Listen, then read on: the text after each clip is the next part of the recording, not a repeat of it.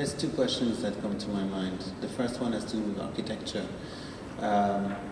Obviously, architecture is a very important subject matter in your work.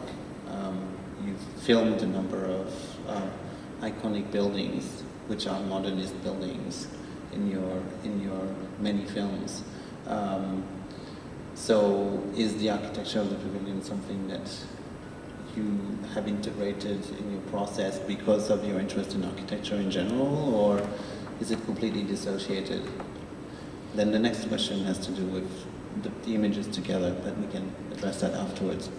Well, the relationship of my relationship to architecture, and I guess modern architecture, is not something that I ever thought about it consciously, like that I wanted to somehow depict modernist architectural forms as a project. I never really thought about it, but it's clear, as you say, a lot of my films have are studies of buildings that could be considered to be modern, or could certainly employ the language of modernism in very obvious, sometimes not so obvious, but mainly obvious ways.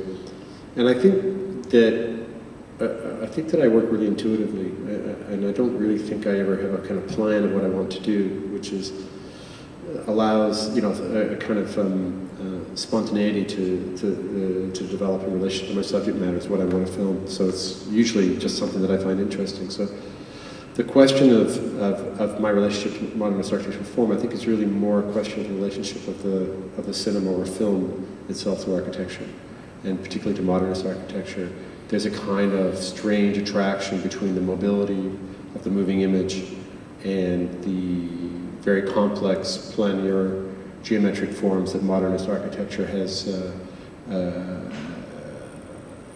employed in its ambition to separate itself from the classical era.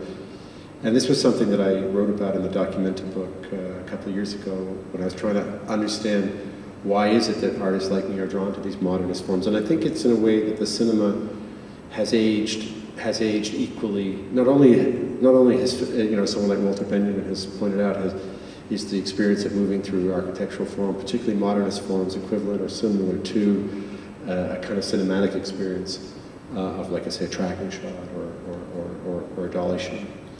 But not only that they are sort of they track each other historically. The invention of the moving image and the beginning of a kind of rupture with the classical period of architecture are more or less coterminous, and then they also begin their decline, if you like, in terms of their celebration at the same time in the mid-50s. The decline of cinema begins in the 50s, or the decline of the classic cinema with the invention of television and so on, and then the decline of modernist architecture, almost as from the moment it becomes institutionalized, then becomes criticized in the 60s and 70s. So there seems to be a kind of historical conjunction between the two, between modern architectural forms in cinema, and there also seems to be a kind of formal connection through this kind of planar geometric changing of perspective of space as one moves through it. So I don't think that's my interest. I think that's a kind of fact of film and a fact of architecture.